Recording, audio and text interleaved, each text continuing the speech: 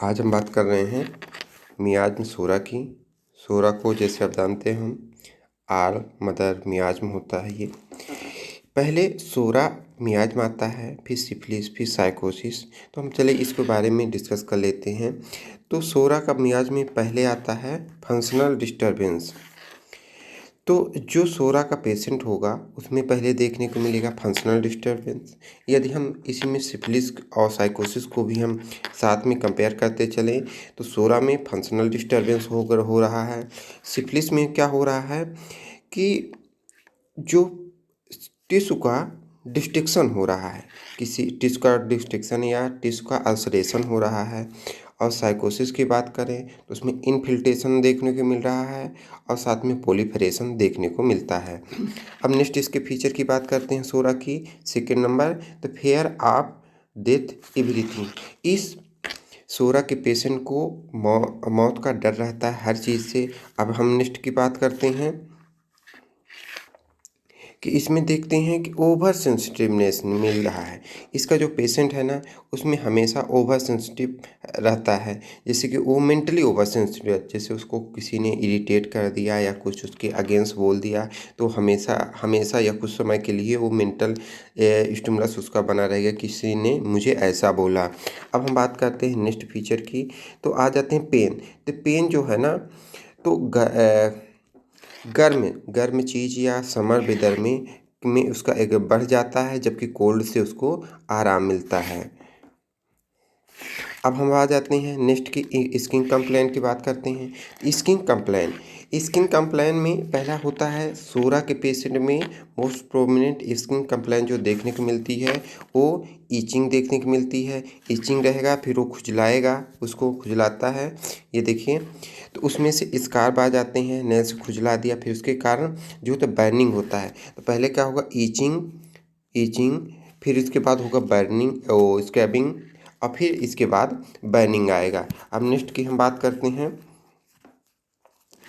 जिसमें से जो बॉयल हैं या फिर सप्रेशन हो गए हैं स्किन ट्रबल्स की, जो भी स्किन डिसीज है उसके कारण शोरा की ओरिजिन होती है। अब इसका जो नेक्स्ट एक फीचर आता है वो ऑलवेज हंग्री आफ्टर ईटिंग। मतलब वो शोरा का जो पेशेंट है वो हमेशा भूखा रहता है, खाने के बाद भी उसको भूख लगती है।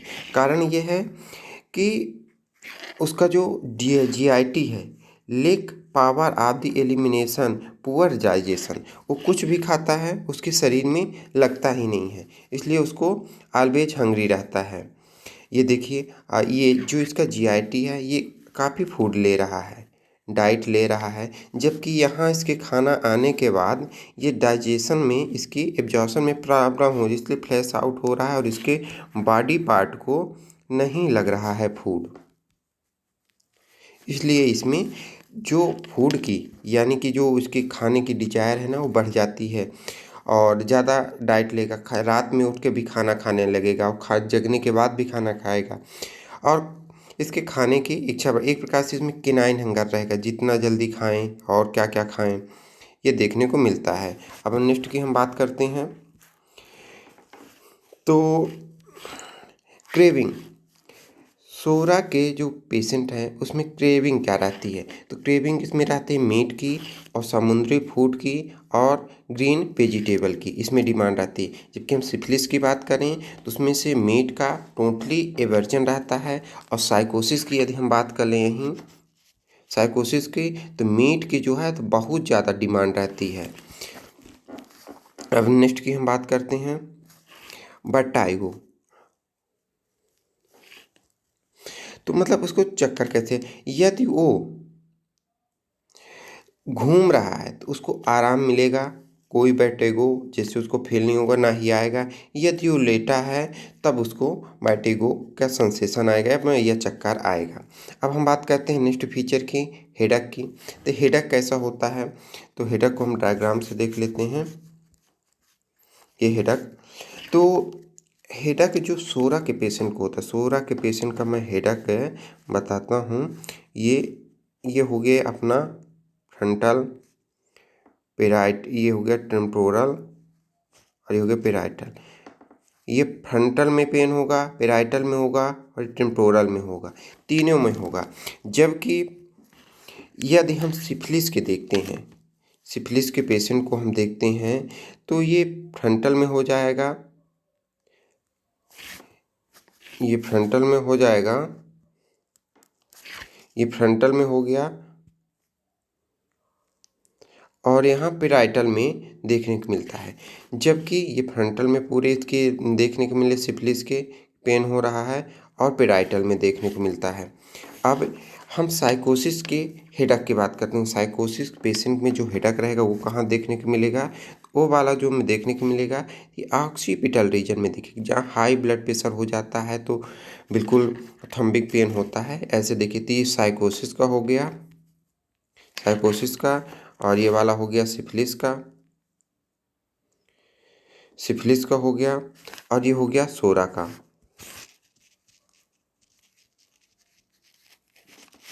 सोरा का, तो सोरा का जो पेन होता है, हेडक होता है, वो फ्रंटल में हो गया, पेराइटल में हो गया, टेम्पोरल में, यानी कि आइए देखा जाती है ऑल ओवर इतना 90% ये हेडक वाला पार्ट कवर करता है।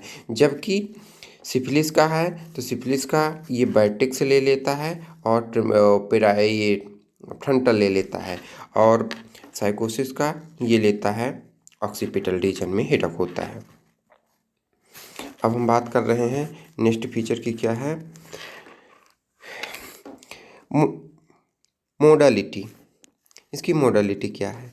तो मोडालिटी है कि morning to evening, morning to evening.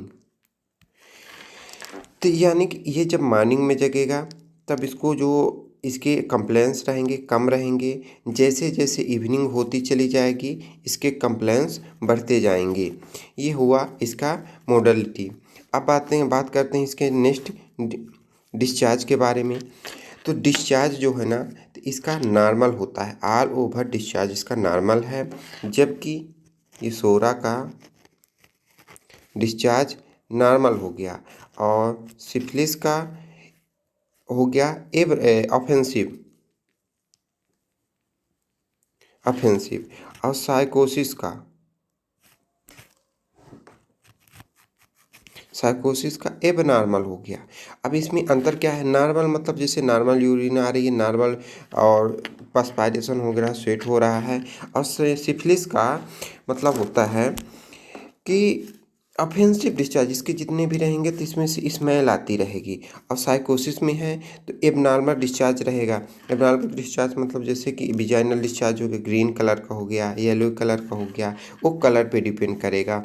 और अब हम नेक्स्ट बात कर रहे हैं इसके मेंटल के बारे में। तो मेंटल सोरा का कैसे रहेगा? क्विक रहेगा, अलर्ट रहेगा और एक्टिव रहेगी। ये तीनों इसमें देखने को मिलता है। जबकि दूसरे हम मियाज़ का कंपेयर करें, जैसे कि सिफिलिस का करते हैं, तो उसमें से मिक्स्ड टेस्टफुल रहेगा, सेल्फ कंटामिनेशन रहेगा और जिद्दी रहेगा, ये देखने को मिलता है। जबकि हम साइकोसिस की बात करें तो सिक्रेटिव रहेगा, क्रॉस रहेगा मतलब किसी की बात काट देगा, हार्मफुल पहुंचाएगा, क्रूडल रहेगा मतलब कि लड़ाई झगड़ा पर हमेशा रहेगा, मार काट पे उतारू रहेगा, और उसमें से सेंसिटिव रहेगा, इरिटेट रहेगा साइकोसिस का। अब आ जाते हैं इसके एक और फेयर ऑफ डार्क स्टिंजर, मतलब इसमें से डार्क जितने जितने भी प्रॉब्लम आ रही है फेयर के कारण वो हो रहा है, तो fair of the prominent feature रहता है सोरा का, जैसे कि मैंने यहाँ पास बता दिया था फेयर ऑफ एवरीथिंग में। अब हम बात कर रहे हैं नेक्स्ट की इस, अब इसमें से देखिए सडन ब्रास्ट क्राइंग, यानी कि जो पेशेंट है ना सोरा का, उस एकाएक तेज तेज रोने लगता है, मतलब ब्रास्टिंग बीपिंग करने लगता है, क्राइंग। शांत बैठा रहेगी, उससे कुछ पूछेंगे तो फिर रोने लगेगा, आंसू बहाने लगेगा। जैसे कि कुछ गर्ल्स होती हैं बिल्कुल इमोशनल होकर रोने लगती हैं, ऐसे ही सोरा के पेशेंट में देखा जाता है। अब ये हुआ अपना सोरा, और सिफिलिस साइकोसिस मैंने डिस्कस ऑलरेडी कर चुका हूँ। Thank you.